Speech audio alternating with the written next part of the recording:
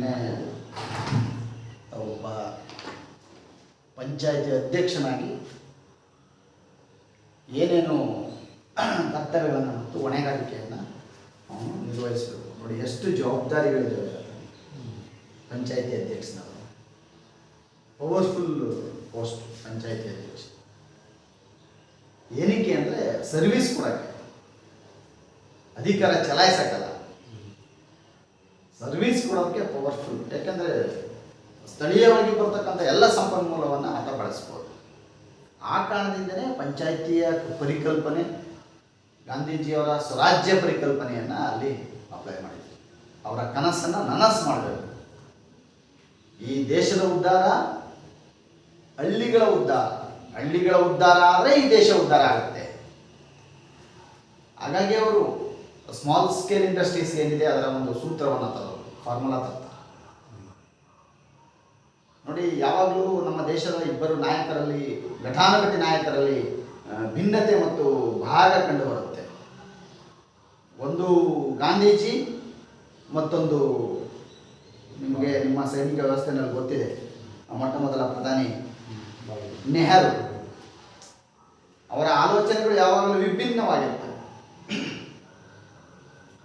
ನೆಹರು ಅವರ ಆಲೋಚನೆ ಈ ದೇಶವನ್ನು ಬೃಹತ್ ಪ್ರಮಾಣದಲ್ಲಿ, ಬೃಹತ್ ರೀತಿಯಲ್ಲಿ ವೈಜ್ಞಾನಿಕವಾಗಿ ವಿಜ್ಞಾನದ ಮುಖೇನ ಬದಲಾಯಿಸಬೇಕು, ಪರಿವರ್ತನೆ ಮಾಡಬೇಕು, ಆರ್ಥಿಕ ಪ್ರಗತಿಯನ್ನು ಸಾಧಿಸಬೇಕು ಅಂತಕ್ಕಂಥದ್ದು ಅವರ ಆಲೋಚನೆ. ಯಾರ ಆಲೋಚನೆ? ನೆಹರು ಅವರ ಆಲೋಚನೆ. ಹಾಗಾಗಿಯೇ ಪಂಚವಾರ್ಷಿಕ ಯೋಜನೆಗಳ ರೂವಾರಿಯಾಗಿ ಅವರು ಕಾಣಿಸ್ಕೊಳ್ತಾರೆ ಭಾರತದಲ್ಲಿ. ಮತ್ತೆ ಇದೊಂದು ಕ್ವಶನ್ ಕೇಳಿದರು, ಮೊಟ್ಟ ಮೊದಲನೇ ಬಾರಿಗೆ ಪಂಚವಾರ್ಷಿಕ ಯೋಜನೆಯನ್ನು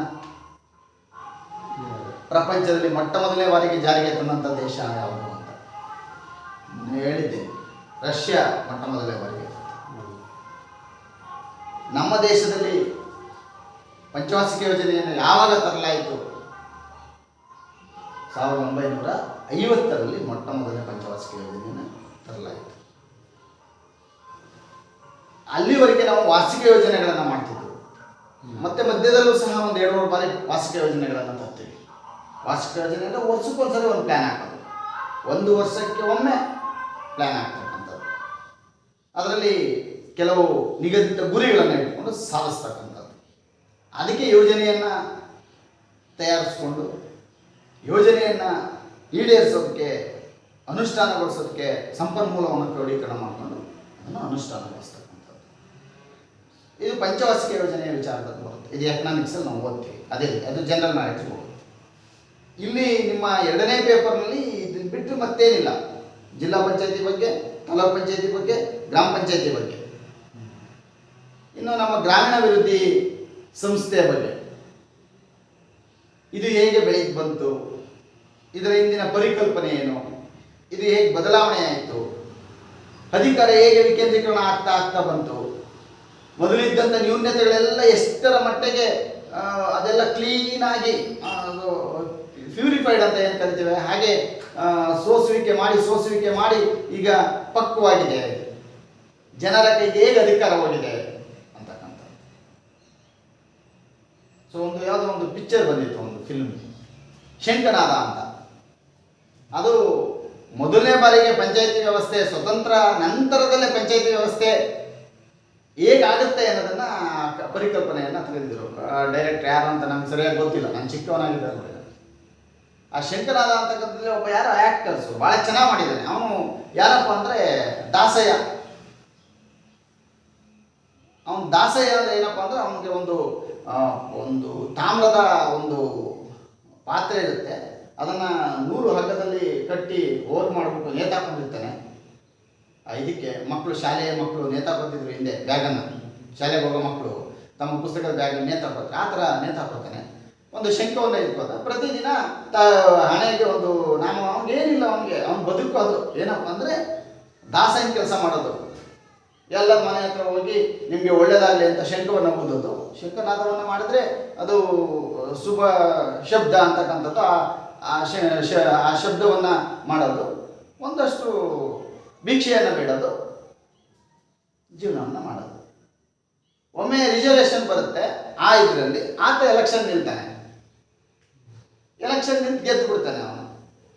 ಹಾಗೆ ಏನಾಗುತ್ತೆ ಅಲ್ಲಿ ಎರಡೂ ಪಕ್ಷದವರು, ಅಲ್ಲಿ ಪಂಚಾಯಿತಿಯಲ್ಲಿ ಪಕ್ಷ ಬರೋದಿಲ್ಲ, ಆದರೆ ಬೆಂಬಲಿಸ್ತಾರೆ ಪಕ್ಷದವರು. ನೀವು ನಮ್ಮ ಬೆಂಬಲಿತರು, ನೀವು ನಮ್ಮ ಬೆಂಬಲಿತರು ಅಂತೇಳಿ ಆ ಬೆಂಬಲಿತ ಪಕ್ಷದವರು ಹೊರಗಡೆ ಬೇಸತ್ತು ಹೊರಗಡೆ ಬೆಂಬಲಿಸ್ತಾರೆ ಅವರು. ಆ ಬೆಂಬಲಿತ ಪಕ್ಷದವರು ಏನು ಮಾಡ್ತಾರೆ, 12 ಜನ ಎ ಪಾರ್ಟಿನಲ್ಲಿ 12 ಜನ ಬಿ ಪಾರ್ಟಿನಲ್ಲಿ ಗೆದ್ಕೊಂಡ್ಬಿಡ್ತಾರೆ. ಈತ ಪಕ್ಷೇತರನಾಗಿ ನಿಂತು ಗೆದ್ಕೋತಾನೆ. ಈಗ ಏನು ಮಾಡಬೇಕು ಅಂತ, ಈಗ ಏನು ಮಾಡಬೇಕು, ಅವರು ನೀ ನಮ್ಮ ಕಡೆಗೆ ಬಂದರೆ ನಿನ್ನನ್ನೇ ಅಧ್ಯಕ್ಷರು ಮಾಡ್ತೀವಿ ಅಂತ ಇವ್ರು ಹೇಳ್ತಾರೆ. ಬಿ ಪಾರ್ಟಿಯವರು ನೀ ನಮ್ಮ ಕಡೆಗೆ ಬಂದರೆ ನಿನ್ನನ್ನೇ ಅಧ್ಯಕ್ಷರು ಮಾಡ್ತೀವಿ ಅಂದರೆ ಅಂತೂ ಇಂತೂ ಅವನು ಅಧ್ಯಕ್ಷನಾಗ್ತಾನೆ, ಪಂಚಾಯತಿ ಅಧ್ಯಕ್ಷನಾಗ್ತಾನೆ. ಅವನು ಎಷ್ಟು ಬ್ರಿಲಿಯಂಟಾಗಿ ಕೆಲಸ ಮಾಡ್ತಾನೆ ಅಂದರೆ ಅವನ ಆಸೆ ಅಲ್ಲ, ಅವನ ಮನೆ ಹತ್ರ ಯಾರೂ ಹೋಗಲ್ಲ, ಅಥವಾ ಅವನಿಗೆ ಆಫೀಸಲ್ಲಿ ಸರಿಯಾದಂಥ ಮಾನ್ಯತೆ ಇಲ್ಲ. ಅಂದರೆ ಆ ಕಾನ್ಸೆಪ್ಟ್ ಎಷ್ಟಿತ್ತು, ನಾವು 40 ವರ್ಷ ಆಗಿರ್ಬೋದು ಪಿಕ್ಚರ್ ಇರುವುದು ನೋಡಿ. ಯಾರು ಅವನ ಮನೆ ಹತ್ರ ಹೋಗಲ್ಲ, ಯಾಕಂದರೆ ತುಂಬ ಜಾತೀಯತೆ. ಹಳ್ಳಿನಲ್ಲಿ ಈವನ್ ಟುಡೇ ಇದೆ, ಈವನ್ ಟುಡೇ ಜಾತೀಯತೆ ಇದೆ. ಮತ್ತು ಜಾತೀಯತೆ ಬಗ್ಗೆ ಮಾತಾಡ್ತಕ್ಕಂಥ ಎಲ್ಲ ಮಹಾನುಭಾವರು ಸಹ ಜಾತೀಯತೆ ಮಾಡವರೆ. ಮತ್ತು ಈ ಜನನೂ ಹಾಗೇನೆ.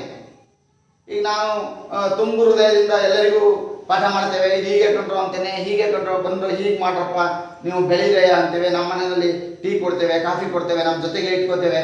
ನಮ್ಮ ಬಗ್ಗೆ ಅಭಿಮಾನ ಇರಲ್ಲ ಅವರಿಗೆ. ಆ ವೇದಿಕೆ ಮೇಲೆ ಸುಳ್ಳು ಸುಳ್ಳು ಹೇಳ್ತಾರಲ್ಲ ಅಂಥವ್ರ ಬಗ್ಗೆ ಅವ್ರಿಗೆ ಅಭಿಮಾನ ಇರುತ್ತೆ. ಅವ್ರು ನಮ್ಮ ನಾಯಕರು ಅಂತ ಹೇಳ್ತಾರೆ, ಅವ್ರು ನಮ್ಮ ಲೀಡರ್ಸು ಅಂತಾರೆ. ಲಾಸ್ಟಿಗೆ ನಮ್ಮ ಜನಾಂಗದವರು ಅಂತಾರೆ, ಆಮೇಲೆ ನಮ್ಮ ಜಾತಿಯವರು ಅಂತಾರೆ, ಆಮೇಲೆ ನಮ್ಮ ಪೈಕಿಯವರು ಅಂತಾರೆ. ಇದು ಭಾಳ ಚೆನ್ನಾಗಿದೆ.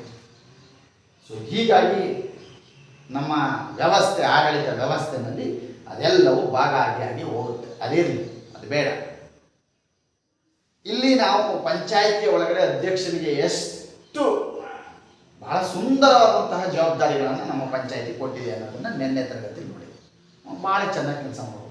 ಒಬ್ಬ ಪಂಚಾಯಿತಿ ಅಧ್ಯಕ್ಷ ಮನಸ್ಸು ಮಾಡಿದ್ರೆ ಒಂದು ಸ್ಟೇಟಲ್ಲಿರೋ ಮಿನಿಸ್ಟ್ರು ಮಾಡಿರಬಾರ್ದು ಅಂತ ಕೆಲಸಗಳನ್ನ ಮಾಡ್ಬೋದು. ಮಾಡಿದ್ದಾರೆ ಕೆಲವರು.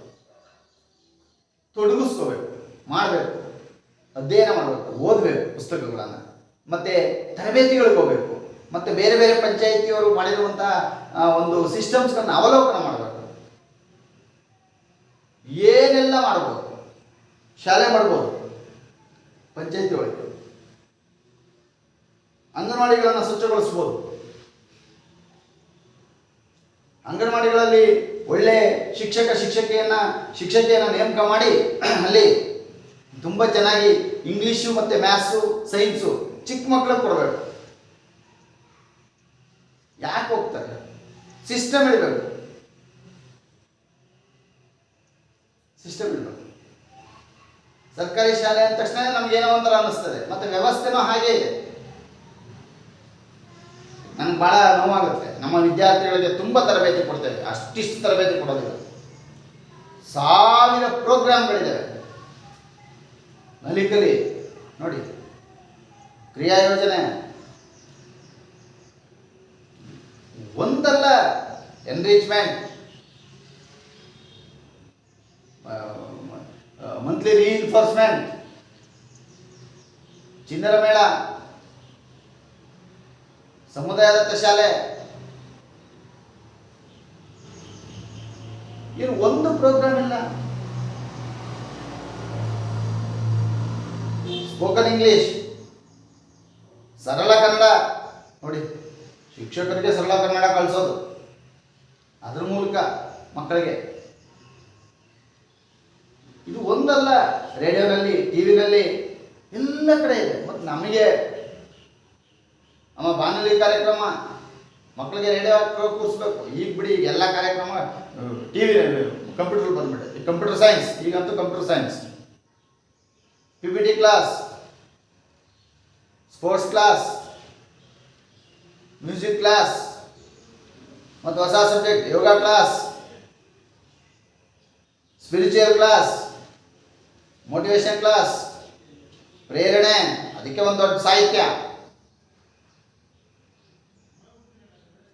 ಆಮೇಲೆ ಅಸಾಲಲ್ಲ ಅಂತೇಳಿ ಇಂಟರ್ನೆಟ್ನಲ್ಲಿ ಏನೋ ಟೆಲಿಕಾಸ್ಟ್, ಅದರಲ್ಲಿ ನಮಗೆ ತರಬೇತಿ. ಕುಳಿತಿರೋ ಕಡೆನೇ ಲೈನಿಗೆ ಬರಬೇಕು. 1,000 ಪ್ರೋಗ್ರಾಮ್ಗಳಿದೆ. ಒಂದು ಪ್ರೋಗ್ರಾಮು ಅನುಷ್ಠಾನಕ್ಕೆ ಬರಲ್ಲ. ತರಬೇತಿ ಕೊಡ್ತೇವೆ ಭಾಳಷ್ಟು ಕೊಡ್ತೇವೆ. Simple, very simple. ಪ್ರತಿಯೊಬ್ಬ ಶಿಕ್ಷಕನು ತಾನೇನು ಪಾಠವನ್ನು ಮಾಡ್ತಾನೆ ಅದನ್ನು ಒಂದು ನೋಟ್ಸ್ ಆಫ್ ಲೆಸನ್, ಎರಡಿದೆ, lesson plan, notes of lesson ಅಂತ. ಲೆಸನ್ ಪ್ಲ್ಯಾನ್ ಮಾಡೋದು ತರಬೇತಿ ಪಡೆಯುವಾಗ, ನೋಟ್ಸ್ ಆಫ್ ಲೆಸನ್ ಮಾಡೋದು ಶಿಕ್ಷಕನಾಗಿ ಹುದ್ದೆಗೆ ಹೋದ್ಮೇಲೆ. ಹೊಸ್ದಾಗಿ ಹೋದಾಗ 1 ವರ್ಷ ಬರೀತಾರೆ ನೋಟ್ಸ್ ಆಫ್ ಲೆಸನ್. ಆ ನೋಟ್ಸ್ ಆಫ್ ಲೆಸನ್ನ ಹೆಡ್ ಮಾಸ್ಟರ್ ಹತ್ರ ಹೋಗಿ ಸೈನ್ ಹಾಕಿಸ್ಕೊಂಡು ತಗೊಂಡು ಕ್ಲಾಸ್ ಮಾಡಬೇಕು. ಜೀವಮಾನದಲ್ಲಿ ಯಾವುದೇ ಶಿಕ್ಷಕ ನೋಟ್ಸ್ ಆಫ್ ಲೆಸನ್ನ ಬರ್ಕೊಂಡು ಪಾಠ ಮಾಡಿದಂಥ ಸನ್ನಿವೇಶಗಳೇ ಇಲ್ಲ. ಕೇಳಿದ್ರೆ ಸರ್ ನನಗೆ 12 ವರ್ಷ ಸರ್ವೀಸು. ಏನು ಬರೆಯೋದು ಅದನ್ನೇ? 20 ವರ್ಷ ಸರ್ವೀಸು ಸರ್. ಅಪ್ಪಿ ನನಗೆ ಯಾರೋ ಒಬ್ಬರು ಪ್ರಿನ್ಸಿಪಲ್ ಹೇಳೋದು, ನನ್ನ ಸಣ್ಣ ವಯಸ್ಸಿನಲ್ಲಿ ಹೋಗಿ ಇಂಥದ್ದೊಂದು ಇನ್ಸ್ಪೆಕ್ಷನ್ ಮಾಡಿದೆ D.Ed ಕಾಲೇಜ್. ಅವರಿಗೆ D.Ed ಕಾಲೇಜಲ್ಲಿ ಅವರು BSc B.Ed ಮಾಡಿಕೊಂಡು ಸೂಪರಿಂಟೆಂಡೆಂಟ್ ಆಗಿದ್ರು. ಅವರು ಅವತ್ತು ನಿಮಗೆ ಸೂಪರಿಂಟೆಂಡೆಂಟ್ ಅಂದರೆ ಅಲ್ಲಿ ನಮ್ಮ ಅಧೀಕ್ಷಕರು ಅಂತ ಕರೀತಾರೆ. ಅಧೀಕ್ಷಕರು ಅಂತ, ಅಧ್ಯಕ್ಷರಲ್ಲ, ಅಧೀಕ್ಷಕರು ಅಂತ.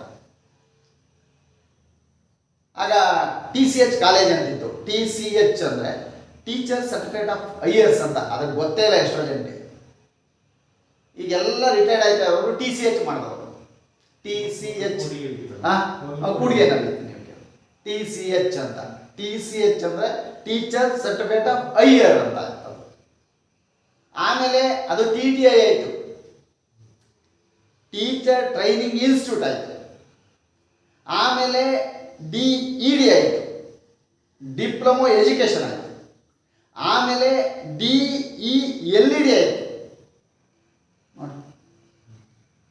ಆ ಲೆವೆಲ್ DLED ಆಯಿತು. ಈಗ ಅವೆಲ್ಲ ಬದಲಾವಣೆ ಆಗಿ ಆಗಿ ಆಗಿ ಕೋರ್ಸ್ಗಳೆಲ್ಲ. ಆಗ ನಾನು ಒಮ್ಮೆ ಇನ್ಸ್ಪೆಕ್ಷನ್ಗೆ ಹೋದಾಗ ಒಂದು ಕಾಲೇಜಲ್ಲಿ ನಂಗೆ ಹೇಳಿದ್ರು, ನಾನು ಹೀಗಾಗಿದೆ ಸರ್, ಇದು ಈ ರೀತಿ ಎಲ್ಲ ಮಾಡಬಾರ್ದು, ಇಂಥದ್ದೆಲ್ಲ ಬದಲಾವಣೆ ಆಗಬೇಕು ಅಂತ ಹೇಳಿದಾಗ ನಾನು ಸ್ವಲ್ಪ ನಮ್ಮ ಅಧಿಕಾರಿಗಳು ನನಗೆ ಅವಕಾಶ ಕೊಟ್ಟಾಗ, ನಮ್ಮ ಡೈರೆಕ್ಟ್ ಪ್ರಿನ್ಸಿಪಲ್ ಮಾತಾಡಬೇಕು ಅದನ್ನೆಲ್ಲ ಸ್ವಲ್ಪ ನಾವೆಲ್ಲ ನಮ್ಮ ಏಜಿಗೆ ಮತ್ತೆ ಅಪ್ಡೇಟ್ ಆಗಿದ್ದು, ಮತ್ತು ಜೊತೆಗೆ ಸ್ವಲ್ಪ ಓಡಾಟ ಜಾಸ್ತಿ, ಮತ್ತು ವಯಸ್ಸು ಕಡಿಮೆ, ತಲಾಟೆ ಅಲ್ಲ, ಎಲ್ಲ ಪ್ರಶ್ನೆಗಳನ್ನು ಹೀಗೆ ಮಾಡಬೇಕು, ಹೀಗಾದರೆ ಹೇಗೆ, ನಿಮ್ಮ ಇನ್ಸ್ಟಿಟ್ಯೂಷನ್ ದೊಡ್ಡ ಹಳೆ ಇನ್ಸ್ಟಿಟ್ಯೂಷನ್ನು ಅಂತೆಲ್ಲ ಹೇಳಿದಾಗ ಅವರಿಗೆ 27 ವರ್ಷ, 28 ವರ್ಷ, 32 ವರ್ಷ ಸರ್ವಿಸ್ ಆಗಿತ್ತು. ಇನ್ನೊಂದು 4 ವರ್ಷದಲ್ಲಿ ರಿಟೈರ್ಡ್ ಅವರಿಗೆ. ಭಾಳ ಚಿಕ್ಕ ವಯಸ್ಸಿಗೆ B.Ed ಆದ ತಕ್ಷಣ ಕಾಲೇಜು TCH ಕಾಲೇಜ್ ಸೂಪರಿಂಟೆಂಡೆಂಟ್ ಆಗಿ ಬಂದವರು. ಆಮೇಲೆ ನನಗೆ ಹೇಳಿದ್ರು ಎಲ್ಲರ ಮುಂದೆ, ನಿಮ್ಮ ಹೆಸರೇನು ಅಂತ. ನಾನು ಹೀಗೆ ಅಂತ ಹೇಳಿದೆ. ನಿಮ್ಮ ಡೇಟ್ ಆಫ್ ಬರ್ತ್ ಎಷ್ಟು ಅಂದರು. ಹೀಗೀಗೆ ಸರ್ ಅವರು. ನನ್ನ ಡೇಟ್ ಆಫ್ ಬರ್ತ್ 70. ನನಗೆ ಒಂದು 30 ವರ್ಷ ಆಗಿದೆ. 31, 32. ಹೌದಾ? ನನ್ನ ಅಪಾಯಿಂಟ್ಮೆಂಟಲ್ಲಿ ಬೋರ್ಡಲ್ಲಿ ಬರ್ದಿದೆ. ನನ್ನ ಅಪಾಯಿಂಟ್ಮೆಂಟ್ ಡೇಟ್ ಗೊತ್ತಾ ನೋಡಿ ಅಲ್ಲಿ. ನನಗೆ ಎಷ್ಟಾಗಿದೆ ಸರ್ವಿಸ್? ನನಗೆ 32 ವರ್ಷ ಸರ್ವಿಸ್ ಆಗಿದೆ. ನನ್ನ ಸರ್ವಿಸ್ನಷ್ಟು ವಯಸ್ಸು ನಿನಗಾಗಿಲ್ಲ, ನೀನು ನನಗೆ ಬಂದು ಬುದ್ಧಿ ಹೇಳ್ತಾ ಇದೀಯಾ? ಸೊ ಇದೇನಾಗುತ್ತೆ ಅಂದರೆ, ನಾವು ಮಕ್ಕಳ ಇದ್ದ ದೃಷ್ಟಿಯಿಂದ ಎಷ್ಟೋ ಸತಿ ನಾವು ನಾರಾಯಣ ಸ್ವಾಮಿಯವರು ಅದನ್ನೇ ಹೇಳ್ತಿದ್ರು. ಇನ್ಫೋಸಿಸ್ ನಾರಾಯಣ ಸ್ವಾಮಿಯವರು ಇದ್ದಾರಲ್ಲ, ಇನ್ಫೋಸಿಸ್ ನಾರಾಯಣ ಸ್ವಾಮಿಯವರು ಇದ್ದಾರಲ್ಲ, ಇವತ್ತು ನಂಬರ್ 1 ಏನು ಅಂತ ನಿಮ್ಗೆ ಗೊತ್ತಿದೆ. ಇನ್ಫೋಸಿಸ್ ಬಗ್ಗೆ ನಾನೇನು ಮಾತಾಡೋದಿಲ್ಲ. ಇನ್ಫೋಸಿಸ್ ಅನ್ನೋದ್ರ ಬಗ್ಗೆ ಇಡೀ ಪ್ರಪಂಚದಲ್ಲಿ ಇನ್ಫೋಸಿಸ್ ಏನು ಅಂತ ಗೊತ್ತಾಗಿದೆ. ಇನ್ಫೋಸಿಸ್ ನಾರಾಯಣ ಮೂರ್ತಿ ಅವರು ಒಂದು ಟ್ರೈನಿಂಗಲ್ಲಿ ಹೇಳ್ತಾ ಇದ್ರು, ಭಾಳ ಚೆನ್ನಾಗಿ ಹೇಳಿದ್ರು, ನೀವು ಕಲಿಬೇಕು ಅಂತ. ಎಲ್ಲರಿಗೂ ಆಶ್ಚರ್ಯ. ಅಲ್ಲಿ ಯಾರ್ಯಾರೋ ಕುಳಿತಿದ್ದಾರೆ, ದೊಡ್ಡ ದೊಡ್ಡ ಇಂಡಸ್ಟ್ರಿಯಲಿಸ್ಟು, ಫೈನಾನ್ಸಿಯರು, ಮತ್ತು ಬ್ರಿಲಿಯನ್ಸ್ ಇರೋರು, ಟೆಕ್ನಾಲಜಿಲಿ ಓದಂಥವ್ರು, MTech ಆದವರು, ಇನ್ವೆನ್ಷನ್ ಮಾಡಿದವರು ಎಲ್ಲರೂ ಇದ್ದಾರೆ. ಹೊಸ ಹೊಸ ವಿಧಾನಗಳನ್ನು ಕಂಡುಹಿಡಿದವರು ಎಲ್ಲರೂ ಇದ್ದಾರೆ ಟ್ರೈನಿಂಗಲ್ಲಿ. ಕಲಿತಾ ಇರಬೇಕು, ಇನ್ನು ಕಲಿಬೇಕು ಅಂತ. ಭಾಳ ಚೆನ್ನಾಗಿ ಕಲಿಬೇಕು ಅಂದರೆ ಏನು? ನೀವು ಯಾವ ಉದ್ದೇಶ ಇಟ್ಕೊಂಡ್ಬಂದಿದ್ದೀರಾ? ಪ್ರಗತಿ. ಪ್ರಗತಿ ಅಂದ್ರೆ ಏನು? ಇಷ್ಟೇ ಒಂದೇ ಲೈನಲ್ಲಿ ತಿಳಿಸ್ಬಿಡ್ತಿದ್ರು. ಪ್ರಗತಿ ಅಂದ್ರೆ ಇಷ್ಟೇ, ಹೀಗೆ ಒಂದು ಆಯತವನ್ನು ಬರೆದು ಒಂದು ಅಡ್ಡ ಒಂದು ವಿಕಿರಣವನ್ನು ಹಾಕೋದು, ಹೇಳೋದು ಒಂದು ಲೈನನ್ನು. ಬಹಳ ಕಾಯ್ತಾ ಇದ್ರು ಎಲ್ಲ, ಏನು ಹೇಳ್ತಾರೆ, ಭಾರಿ ಹೇಳ್ತಾರೆ, ಹಾಗೆ ಹೀಗೆ ಎಂತ ಇರ್ಬೋದು ಸ್ಪೀಚು ಅಂತ. ಒಂದು ಇಷ್ಟೇ ನೋಡಿ, ನೀವು ಯಾಕೆ ಬಂದಿದ್ದೀರಾ ಅಂದರೆ ಒಂದೇ ಒಂದು ಕಾರಣ ಬಂದಿರೋದು, ಪ್ರಗತಿ. ಪ್ರಗತಿ ಅಂದ್ರೆ ಏನು? ಪ್ರಗತಿ ಅಂದ್ರೆ ನೋಡಿ, ಇದು ಇನ್ವೆಸ್ಟ್ಮೆಂಟ್. ಇನ್ವೆಸ್ಟ್ಮೆಂಟ್ ಮಾಡಿದ್ಮೇಲೆ ನಮ್ಗೆ ಏನು ಬರಬೇಕು? ಲಾಭ. Very good. ಪ್ರಾಫಿಟ್. ನೋಡಿ, ಇದು ಪ್ರಾಫಿಟ್. ಈಗ ನನ್ನ ಸಂಸ್ಥೆ ಇಷ್ಟು ಇನ್ವೆಸ್ಟ್ ಮಾಡುತ್ತೆ, ಅಥವಾ ನಾನು ಇಷ್ಟು ಇನ್ವೆಸ್ಟ್ ಮಾಡ್ತೇನೆ, ನನಗೆ ಇಷ್ಟು ಲಾಭ. I am rich in the world. I am a first person in the world, or I am a first person in the investor. ನೀವೇನು ಮಾಡ್ತೀರಾ? ನೀವು ನೋಡಿ, ಇಷ್ಟು ಇನ್ವೆಸ್ಟ್ ಮಾಡ್ತೀರಾ, ಇಷ್ಟು ಲಾಭ ತಗೋತೀರ. ಮಾಡ್ತಾ ಮಾಡ್ತಾ ಮಾಡ್ತಾ ಇದ್ದು ಇಷ್ಟೇ ನೀವು ತಗೊಳ್ಳೋದು. ಹಾಗಾಗಿ ನೀವು ಟ್ರೈನಿಂಗ್ ಬಂದಿದ್ದೀರ, ಮುಗಿದ್ದು ಟ್ರೈನಿಂಗ್ ಫಿನಿಶ್. 6,500 7,500 ಫೀಸ್ ತಗೊಂಡಿದ್ದು, ಟ್ರೈನಿಂಗ್ ಮುಗಿತು. ಇಲ್ಲೊಂದು ಪುಸ್ತಕ ಬರೆದಿದ್ದೀನಿ, ಸಾಹಿತ್ಯ ಇದೆ, ಓದ್ಕೊಳ್ಳಿ, ಮುಗಿದೋಯ್ತು ಟ್ರೈನಿಂಗ್. ಅಂದರೆ ಈ ಕಲಿಕೆ ಅನ್ನೋದು ಸಾಯವರೆಗೂ ಇರುತ್ತೆ. ಕಲಿಕೆ ಅನ್ನೋದು ಸಾಯವರೆಗೂ ಇರುತ್ತೆ. ನಿಮ್ಗೆ ಈಗ ಅನ್ನಿಸ್ತದೆ, ನೀವು ಹೋಗಿ ಫಸ್ಟ್ ಡೇ ಪ್ಯಾಂಟು ಶರ್ಟು ತೆಗೆದು ಅಲ್ಲಿ ಓಡಬೇಕಾದ್ರೆ ಯಾವ ಫೀಲ್ಡಲ್ಲಿ ನಿಂತಿದ್ರಿ ಅಂತ ಒಂದ್ಸರಿ ನೆನೆಸ್ಕೊಳ್ಳಿ. ಫಸ್ಟ್ ಅದೇ ತಾನೆ, ತೆಗೆಸ್ಬಿಟ್ಟು ನಿಮ್ಮನ್ನು ಬಿಡ್ತಾರೆ. ಒಟ್ಟಿಗೆ ಬಿಟ್ಬಿಟ್ಟು ಇದೆ ಎಷ್ಟೋ ಜನ, ಹೌದಾ? ಎಲ್ಲಿ ನಮ್ಮ ಐವಿಯಿಂದ ಅಲ್ಲಿ ನನಗೆ ಎಲ್ಲ ಬೇಯಿಸ್ಬಿಟ್ಟು ಚಡ್ಡಿಯಲ್ಲಿ ಕರ್ಕೊಂಡು ಹೋಗ್ಬಿಟ್ಟಿದ್ದಾರೆ ಗಾಂಧಿ ಗಾಂಧಿ ಎಲ್ಲ ಬಟ್ಟೆ ತೆಗೆಸಿ ಎಲ್ಲ ಸ್ಟ್ಯಾಂಪ್ ಹಾಕ್ಬಿಟ್ಟು ಗಾಂಧಿ ಮೈದಾನಕ್ಕೆ ತಗೊಂಡೋದು. ಮತ್ತೆ ಅಲ್ಲಿ ಕೆಳಗಡೆ SP ಮನೆ ಇದೆ, ಅಲ್ಲಿ ಕೆಳಗಡೆ ಓಡಿಸಿ ಅಲ್ಲಿ ಕೂಡ ಮೇಲ್ಗಡೆ ವಾಪಸ್. ನೋಡಿ, ಆ ದಿನ ಏನು ಪ್ರಾರಂಭ ಮಾಡ್ತೇವೆ ಅಲ್ಲಿಂದ ಬಿಟ್ಟು ಬರೋವರೆಗೆ ಏನೆಲ್ಲ ಆಗಿದೆ ನೋಡಿ. ಕಲಿಕೆ ಅಂದ್ರೆ ಏನು ದೊಡ್ಡ ಇದಲ್ಲ. ಏನಪ್ಪ ಅಂದ್ರೆ ನಮ್ಮ behaviour. What is the meaning of learning? The learning is the change of behaviour. ನಮ್ಮ ವರ್ತನೆಯಲ್ಲಿ ಬದಲಾವಣೆ ಆಗಬೇಕು, ಅದು ಕಲಿಕೆ. ಒಂದು ವೇಳೆ ಬದಲಾವಣೆ ಆಗಿಲ್ಲ ಅಂದ್ರೆ ಕಲ್ತಿಲ್ಲ ಅಂತ ಅರ್ಥ. ಕಲಿಬೇಕು ಅಂದ್ರೆ ಕಲ್ತಿದ್ದೀನಿ ಅಂದ್ರೆ ಅರ್ಥ ಇಷ್ಟೇ. ಚೇಂಜಸ್ ಯಾವುದ್ರಲ್ಲಿ ಚೇಂಜಸ್? ಬಿಹೇವಿಯರ್, ವರ್ತನೆಯಲ್ಲಿ. ನಮ್ಮ ವರ್ತನೆಯಲ್ಲಿ ಬದಲಾವಣೆ ಆಗಬೇಕು, ಆಗ ಕಲಿಕೆ ಉಂಟಾಗಿದೆ ಅಂತ. ಬಿಟ್ಟು ಬರೋದೇ ಗೊತ್ತಾಗಿದೆ ನಿಮಗೆ. ಏನಪ್ಪ ನಾಳೆಯಿಂದ ಎಲ್ಲಿ ಯೂನಿಫಾರ್ಮ್? ಬೆಳಿಗ್ಗೆ ಯೂನಿಫಾರ್ಮ್ ಹಾಕಿ, ನಿಮ್ಮ ಯೂನಿಫಾರ್ಮ್ ಹೆಂಗಿರಬೇಕು? ಎಲ್ಲೂ ಅದು ಅನ್ಸ್ಯಾಟಿಸ್ಫ್ಯಾಕ್ಷನ್ ಇರಬಾರ್ದು. ಬಟನ್ ಕೋಟ್ ಹಾಕಿದ್ರೆ ಬ್ಯಾಡ್ಜು, ಎಂಬ್ಲಮ್ ಹೇಗಿರುತ್ತೆ ನಿಮಗೆ? ಹೇಗಾಗ್ತಿರೋದು? ನಿಂತ್ಕೊಡೋದು ಸರಿಯೋ ತಪ್ಪು? ನಮ್ಮ ಫಿಲಮ್ನವ್ನು ಹಂಗಲ್ಲ, ಕಾಲಿಂಗೆಷ್ಟು ತಲೆ ಕೂರಿಸ್ಕೊಂಡ್ಬಿಡ್ತಾನೆ. ನಾನು ಹೇಳಿದ್ರೆ ನಿಮಗೆ ಅದರ ಇಂಪಾರ್ಟೆನ್ಸ್ ಏನು ಅಂತ ಗೊತ್ತಾಗ್ತಿದೆ. ಸೊ ಇದೆಲ್ಲ, ಅಥವಾ ನೀವು ಹೋಗೋ ಸ್ಟೈಲು, ಅವನಿಗೆ ನಿಮ್ಮ ಆಫೀಸರ್ಗೆ ಕೊಡೋಂಥ ಒಂದು ಸೆಲ್ಯೂಟು, ಇದೆಲ್ಲ ಈಗ ಯಾರಿಗೆ ಕೊಡ್ತೀರ ನೀವು? ಕೊಡಿ ನೋಡು. ಬೆಳಿಗ್ಗೆ ಹೋಗಿ ಆಪರ್ಚುನಿಟಿ ಹೋಯ್ತು. ನನ್ನ ಸ್ನೇಹಿತರು ಮತ್ತು ನನ್ನ ಕೆಲವು ಸ್ಟೂಡೆಂಟ್ಸ್, ಸರ್ ತುಂಬ ನೀವು ಎಂಜಾಯ್ ಮಾಡ್ತಾ ಇರ್ತೀರ ಸರ್, ಪಾಠ ಮಾಡಾಗ ಸಖತ್ತು ಹ್ಯಾಪಿಯಾಗಿರ್ತೀರ. ನನಗೆ 23 ಕೇಸ್ ಇದ್ದಾಗ ನಾನು ಪಾಠ ಮಾಡ್ತಿದ್ದೆ, ಎಂಜಾಯಬಲ್ ಪಾಠ ಮಾಡ್ತಿದ್ದೆ. ನಾನು ಎಷ್ಟು ಅನುಭವಿಸ್ತಿದ್ದೆ ಅಂತ ನಂಗೆ ಏನೋ ಒಂಥರ. ಆ 80 ಜನ ವಿದ್ಯಾರ್ಥಿಗಳಿಗೆ ಆ ಸೈಕಾಲಜಿ ಮತ್ತು ಫಿಲಾಸಫಿ ಪಾಠ ಮಾಡ್ತಾ ಇರಬೇಕಾದ್ರೆ ಏನೋ ಒಂಥರ ಅನ್ಸತ್ತೆ ನನಗೆ. ನಾನು ಎಲ್ಲ ಮರೆತು ಒಂದೂವರೆ ಗಂಟೆ ಬೆಲ್ಲದ್ದು ಗೊತ್ತಾಗ್ತಿಲ್ಲ ನಮಗೆ. ವಿದ್ಯಾರ್ಥಿಗಳು ಹಾಗೆ ಕೂರೋರು. ನೀವು ಅದನ್ನು ಎಂಜಾಯ್ಮೆಂಟು, ಆ ಚೇಂಜಸ್, ಆ ಬದಲಾವಣೆ ಇದೆಯಲ್ಲ ಬಿಹೇವಿಯರು, ಅದು ಚೇಂಜಸ್ ಆಗೋದು, ಆಗ ಕಲಿಕೆ ಉಂಟಾಗುತ್ತೆ. ಇಷ್ಟೆಲ್ಲ ನಾನು ಯಾಕೆ ಹೇಳಿದೆ ಅಂದರೆ ನಮ್ಮ ಸಿಸ್ಟಮ್ಸ್ ಏನಿದೆ ಅಲ್ಲಿ. ಹಾಗಾಗಿ ಭಾಳಷ್ಟು ತರಬೇತಿ ಕೊಡ್ತೇವೆ ನಾವು ಅಧ್ಯಕ್ಷರಿಗೆ, ಉಪಾಧ್ಯಕ್ಷರಿಗೆ, ಪಂಚಾಯತಿ ಸದಸ್ಯರಿಗೆ. ಪಂಚಾಯತಿ ಸದಸ್ಯರು ಮೊದಲನೇ ಬಾರಿ ಗೆದ್ದಿರ್ತಾನೆ, ಬರೋದೇ ಇಲ್ಲ, ತರಬೇತಿ ಕೊಡೋದು. ತಾಲೂಕ್ ಪಂಚಾಯತಿನಲ್ಲಿ 2 ಬ್ಯಾಚ್ ಮಾಡ್ಕೊಂಡಿರ್ತೇವೆ, ಕೊಡ್ತೇವೆ. PDO ಕೊಡ್ತೇವೆ. ನೋಡಿ ಈ ಥರ ಎಲ್ಲ ಇರುತ್ತೆ, ಪ್ರಾಕ್ಟಿಕಲ್ ನಾಲೆಡ್ಜ್ ಅದು. ಹೀಗಿರುತ್ತೆ, ಏನು ಮಾಡಬೇಕು, ನೀವು ಓದಿದ್ದೀರಾ, ಒಳ್ಳೆ ಮಾರ್ಕ್ಸ್ ತಗೊಂಡಿದ್ದೀರಾ, ಸೆಲೆಕ್ಷನ್ ಆಗಿದ್ದೀರಾ, ನಥಿಂಗ್. ಸೊ ಈ ಸಬ್ಜೆಕ್ಟ್ನಲ್ಲಿ ನಿಮಗೆ ಪೂರ್ಣ ಪ್ರಮಾಣದಲ್ಲಿ ಗ್ರಾಮ ಪಂಚಾಯತಿ, ತಾಲೂಕು ಪಂಚಾಯತಿ, ಜಿಲ್ಲಾ ಪಂಚಾಯತಿ ಒಳಗೆ ಇಡೀ ನಮ್ಮ ಇಲಾಖೆ ಏನಿದೆ, ಗ್ರಾಮ ಪಂಚಾಯತಿ ಇಲಾಖೆ ಏನಿದೆ, ಹೀಗೆ ಗಾಂಧೀಜಿನೂ ಸಹ ತಮ್ಮ ಕನಸನ್ನು ಕಂಡಿದ್ದಾರಲ್ಲ, ಅದು ಪೂರ್ಣ ಪ್ರಮಾಣದಲ್ಲಿ ಅಧಿಕಾರ ಇದೆ, ಜನಾಧಿಕಾರ ಇದೆ ಅನ್ನೋದನ್ನು ನಮಗೆ ತೋರಿಸ್ತದೆ.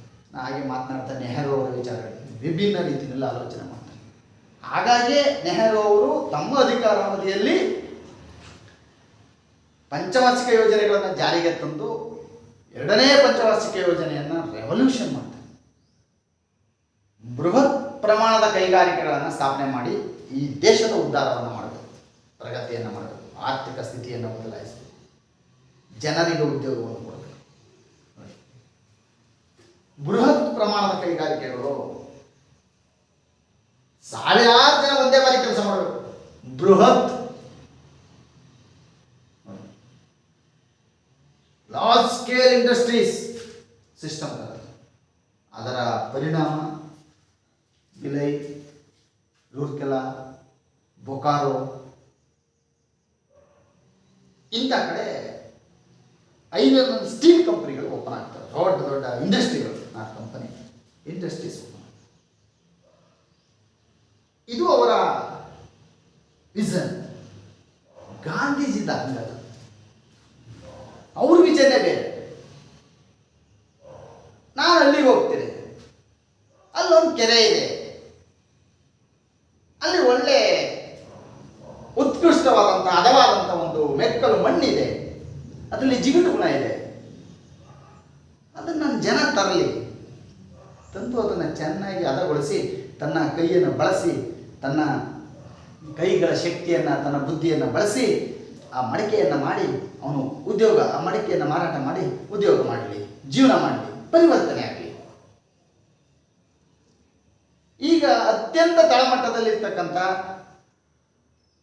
ವ್ಯಕ್ತಿಗೆ ಸಾಮಾಜಿಕ ನ್ಯಾಯವನ್ನು ಕೊಟ್ಟಂಗಾಗುತ್ತೆ, ಅವನ ಬದುಕಿಗೆ ಉದ್ಯೋಗವನ್ನು ಕೊಟ್ಟಂಗಾಗುತ್ತೆ.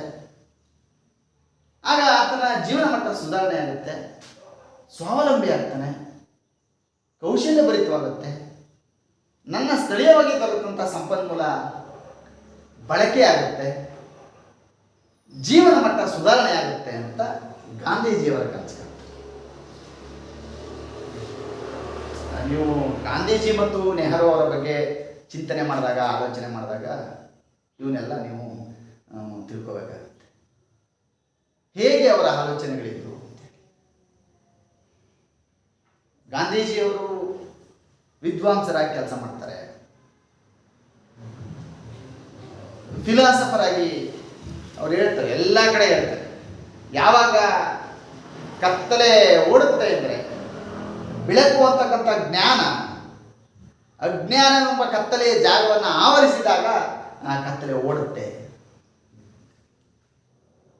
ನೀವೆಲ್ಲ ನೋಡಿರ್ಬೋದು ಗಾಂಧೀಜಿಯವರ ವಾಣಿಗಳು. ನಾನು ಆ ಪುಸ್ತಕ ಓದುವಾಗ ಬರೀ 20 ರೂಪಾಯಿ ಬುಕ್ಕು. ನಾನು ಅದಕ್ಕೆ ಹೇಳ್ತಿದ್ದೆ, ಏನು ಮರ, ನಾನು ಎಷ್ಟೋ ಸತಿ ಸಿಟ್ಟು ಬಂದು ತಂದು ಕೊಟ್ಬಿಡೋದು, ನಾನು ಹೋಗಿ ಹಾಳಾಗ್ಬಿಡ್ತೀನಿ. ಲಾಸ್ಟ್ ನೀವು ಓದಲಿಲ್ವಾ, ಒಂದು ತಿಂಗಳು ತಲೆನೋವು ಹಾಕೊಂಬಲಿಕಪ್ಪ ಓದಿ. ಅಂಬೇಡ್ಕರ್ ಅವರು ಪುಸ್ತಕ ಪ್ರೇಮಿ ಅಂತ ಕರೆಯೋದು ಅಂಬೇಡ್ಕರ್ ಅವರು. ಅವರು ಹೆಚ್ಚು ತಲೆ ಟೆನ್ಷನಾಗಿ ಓದೋಕ್ಕಾಗಿದ್ದಾರೆ, ಸುತ್ತ ಬುಕ್ಕೆಲ್ಲ ಇಟ್ಕೊಂಡು ಸುಮ್ಮನೆ ಕೂತ್ಕೊಳ್ಳೋದಲ್ಲ, ಏನು ಮಾಡೋದು ಈಗ. ಹಾಗೆ ತಲೆಗಾರ ಹಾಕೊಂಡು ಬಳಿಕ ಅಂತ 20 ರೂಪಾಯಿ. ನನ್ನ ಸತ್ಯಾನ್ವೇಷಣೆ ಅಂತ ಪುಸ್ತಕ ಇದೆ, ಎಂತೆಂಥ ವಾಕ್ಯಗಳನ್ನು ಕೊಟ್ಟಿದ್ದಾರೆ. ಅವ್ರು ಹೇಳ್ತಾರೆ, ನಿನ್ನ ಶ್ರಮ ಯಾವುದಕ್ಕೆ ತಾಕಿಲ್ಲವೋ, ಯಾವುದಕ್ಕೆ ಮುಟ್ಟಿಲ್ಲವೋ ಅಂತ ವಸ್ತುವನ್ನು ನೀನು ಪಡೆದರೆ ಅದು ಕಳ್ಳತನಕ್ಕೆ ಸಮಾನ. ಎಂತಿ ಬಹಳ ಸರಳವಾದಂಥವು, ಸಿಂಪಲ್. ಈ ಕಾಯಕವೇ ಕೈಲಾಸ ಅಂತ ಬಸವಣ್ಣವ್ರು ಕರೆದು ಅವ್ರು ಹೇಳ್ತಾರೆ, ಶ್ರಮ ಜೀವನ ಅಂತ ಕರೀತಾರೆ. ಶ್ರಮಿಕರು. ಅವರು ಕಾರ್ಲ್ ಮಾರ್ಕ್ಸ್ ತತ್ವವನ್ನು ಓದ್ತಾರೆ, ಗಾಂಧೀಜಿ. ಇದು ಓದಿಲ್ಲ ಅಂತಲ್ಲ, ಅವರು ಎಲ್ಲ ಓದ್ತಾರೆ. ಒಬ್ಬ ಶ್ರಮಿಕ ಹೇಗೆ ಬೆವರನ್ನು ಸುರಿತಾನೆ, ಅದಕ್ಕೋಸ್ಕರನೇ ಅವರು ಅಕ್ಟೋಬರ್ 2ನೇ ತಾರೀಕು ಶ್ರಮದಾನವನ್ನು ತರ್ತಾರೆ. ಗಾಂಧಿ ಜಯಂತಿ ಅಂದರೆ ಏನು ಅಂತ ಹೇಳ್ತಾರೆ. ಗಾಂಧಿ ಜಯಂತಿ ಅಂದರೆ ಅವತ್ತು ಪ್ರತಿಯೊಬ್ಬನು ಈ ದೇಶಕ್ಕೆ ಶ್ರಮದಾನವನ್ನು ಮಾಡಬೇಕು. ಹಾಗಾಗಿ ನಾವು ಶ್ರಮದಾನದ ಕಲ್ಪನೆಯನ್ನು ತಂದಿದ್ದೇವೆ. ಅವತ್ತು ಚೆನ್ನಾಗಿ ಶ್ರಮದಾನವನ್ನು ಮಾಡಿ ಬಂದಂಥವ್ರಿಗೆ, ಶ್ರಮವನ್ನು ಪಟ್ಟವನಿಗೆ, ಬೆವರನ್ನು ಸುರಿಸಿದವನಿಗೆ ಏನು ಮಾಡಬೇಕು ಅಂತ ನಾವು ಒಂದು ಲೋಟ ಜ್ಯೂಸ್ ಕೊಡ್ತೇವೆ. ಎಷ್ಟು ಚೆನ್ನಾಗಿ ತಂಪು ಪಾನಿ. ಫ್ಯಾಂಟಾಸ್ಟಿಕ್ ಕಾನ್ಸೆಪ್ಟ್ ಅವೆಲ್ಲ. ಅತ್ಯಂತ ಅದ್ಭುತವಾದಂತಹ ಆಲೋಚನಾತ್ಮಕವಾದಂಥ ಪರಿಕಲ್ಪನೆಗಳು. ಈ ಪರಿಕಲ್ಪನೆಗಳನ್ನು ನಾವು ನಮ್ಮ ಮಕ್ಕಳಿಗೆ, ನಮ್ಮ ವಿದ್ಯಾರ್ಥಿಗಳಿಗೆ ತಿಳಿಸ್ಬೇಕು. ಆದರೆ ಟೆಕ್ಸ್ಟ್ ಬುಕ್ಕಲ್ಲಿ ಇಲ್ಲ ಅಂತಾರೆ. ನನಗೆ ಒಬ್ಬ ಹೆಚ್ಚು ನಾವು ಮೊದಲು ಸಣ್ಣದಲ್ಲಿ ಹೇಳ್ತೇವೆ, ಪ್ರೈಮರಿ ಸ್ಕೂಲ್ ಹೇಳ್ತೀವಿ, ಚಟ್ಟಲ್ಲಿ ಇರುತ್ತೀಗ ಅಕ್ಟೋಬರ್ 2ಕ್ಕೆ ಮನೆ ಕತ್ತಿದ ಕಾಮಲ್ಲಿ ಹೇಳ್ತೇವೆ. ಕಾಕಡೆಗೆ ಕಾಡು ತೆಗೆದು ಹೌದು ಚಾಯ್ ಅದೇ ಒಂದು ಜ್ಯೂಸ್ ನೋಡಿ. ಹೀಗಾಗಿ ಈ ಒಂದು ಅಧ್ಯಕ್ಷರ ಜವಾಬ್ದಾರಿಗಳ ವಿಚಾರ ಬಂದಾಗ ಇಷ್ಟೆಲ್ಲ ಮಾಡಬೇಕು. ಎಲ್ಲಿ ಇದನ್ನೆಲ್ಲ ಗ್ರಾಮ ಪಂಚಾಯತಿ ಅಧ್ಯಕ್ಷನಿಗೆ ಹೋಗಿ ಹೇಳೋದು ನಾವು. ಈ ಥರ ಎಲ್ಲ ಹೇಳಿದ್ರೆ ನನಗೆ ಯಾರ ತಲೆ ಕೆಟ್ಟಿದೆ, ಹೋಗಿ ಕೂತ್ಕೊಳ್ಳೆ ಕೇಳೋ ಕುಂಚ ಅವನಿಗೆ ಅದೇನು ಪಾಠ ಮಾಡೋದು, ಅದೇನೋ ಮಾಡ್ಕೊಂಡು ಇದಕ್ಕಿಲ್ಲಪ್ಪ ಅವನಿಗೆ ಅಂತೇಳಿ ನಾವು ಅವ್ರ ಮುಂದೆ ಸಣ್ಣ ಮಾಡ್ತೀವಿ. ಅದರಿಂದ ಅಧಿಕಾರ ಯಾವುದಕ್ಕೆ ಅಧಿಕಾರ, ಬ್ಯೂಟಿಫುಲ್ ಪವರ್ ಯಾವುದಕ್ಕೆ, ಗ್ರೇಟ್ ಪವರ್ ಏನಕ್ಕೆ, ಸರ್ವಿಸ್ ಕೊಡೋಕ್ಕೆ, ಚಲಾಯಿಸಕ್ಕಲ್ಲ. ಹಾಗಾಗಿ ಡ್ಯೂಟೀಸ್ಗೆ, ಅದು ನಮ್ಮ ಕರ್ತವ್ಯಕ್ಕೆ. ಆ ನಿಟ್ಟಿನಲ್ಲಿ ನೋಡಿದಾಗ ಹಾಗಾದರೆ ಈ ಗ್ರಾಮ ಪಂಚಾಯಿತಿಯನ್ನು ಬಿಟ್ಟು, ತಾಲೂಕು ಪಂಚಾಯಿತಿಯನ್ನು ಬಿಟ್ಟು ಜಿಲ್ಲಾ ಪಂಚಾಯಿತಿ ವಿಚಾರ ಬಂದಾಗ, ಹಾಗಾದರೆ ಈ ಜಿಲ್ಲಾ ಪಂಚಾಯಿತಿ ಹೇಗೆ ರಚನೆ ಆಗುತ್ತೆ, ಅದರ ಕರ್ತವ್ಯಗಳೇನು, ಆ ಅಧ್ಯಕ್ಷನ ಕರ್ತವ್ಯ ಏನು? ಮೊದಲು ಈ ಜಿಲ್ಲಾ ಪಂಚಾಯಿತಿ ಅಧ್ಯಕ್ಷನಿಗೆ ಎಂಥ ಪವರ್ ಇತ್ತು ಅಂದರೆ, ಮೊಟ್ಟ ಮೊದಲನೇ ಬಾರಿಗೆ ಮಂಡಲ ಪಂಚಾಯಿತಿ ಇತ್ತು. ಮಂಡಲವನ್ನಾಗಿ ಮಾಡಿಬಿಟ್ಟಿದ್ರು. ಅಬ್ದುಲ್ ಅಜೀಜ್ ಸಾಬ್ ಅವರು ಇದನ್ನು ಮಾಡಿದಂಥವ್ರು, ಮಂಡಲ ಪಂಚಾಯಿತಿ ಅಂತ. ಆಮೇಲೆ ಅದು ಜಿಲ್ಲಾ ಪಂಚಾಯತ್ ಆಗೋಯ್ತು. ಜಿಲ್ಲಾ ಪಂಚಾಯತ್ನಲ್ಲಿ ಅಧ್ಯಕ್ಷನಾದಂಥವನಿಗೆ ಸ್ಟೇಟ್ ಲೆವೆಲ್ ಮಿನಿಸ್ಟರ್ ಪವರ್ ಇತ್ತು.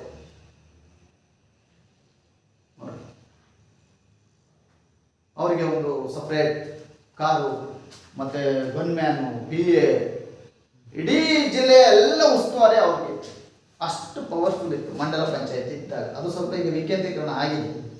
ಸೊ ಜಿಲ್ಲಾ ಪಂಚಾಯಿತಿಯ ರಚನೆ ಇದರ ಪ್ರಕರಣ 159, 160ನೇ ಪ್ರಕರಣದಲ್ಲಿ ಹೇಳ್ತಾ ಹೋಗ್ತಾರೆ. ನಮ್ಮ ಪಂಚಾಯಿತಿ ಆಕ್ಟ್ ಏನಿದೆ ಅದರಲ್ಲಿ 1993 73ನೇ ತಿದ್ದುಪಡಿ. ಈ ಅಧಿನಿಯಮದ ಪ್ರಕಾರ 59, 60ನೇ ಪ್ರಕರಣಗಳೇನಿದ್ದಾವೆ ಕೇಳ್ಬಿಡ್ತಾನೆ ಎಷ್ಟನೇ ಪ್ರಕರಣ ಅಂತ. ಹಾಗಾಗಿ ಪದೇ ಪದೇ ಪ್ರಕರಣಗಳ ಬಗ್ಗೆ ಮಾತನಾಡ್ತಾ ಇರ್ತೇನೆ. ಸೊ ಈ 59, 60ನೇ ಪ್ರಕರಣದ ಪ್ರಕಾರ ಜಿಲ್ಲಾ ಪಂಚಾಯಿತಿ ರಚನೆ ಆಗುತ್ತೆ. ಹೇಗೆ ರಚನೆ ಆಗುತ್ತೆ? ಒಂದು ಜಿಲ್ಲೆಯಲ್ಲಿರುವ ಪಂಚಾಯಿತಿ, ಗ್ರಾಮ ಪಂಚಾಯಿತಿಗಳ ವ್ಯಾಪ್ತಿಯನ್ನು ಎಲ್ಲವನ್ನು ಒಳಗೊಳ್ಳುತ್ತೆ.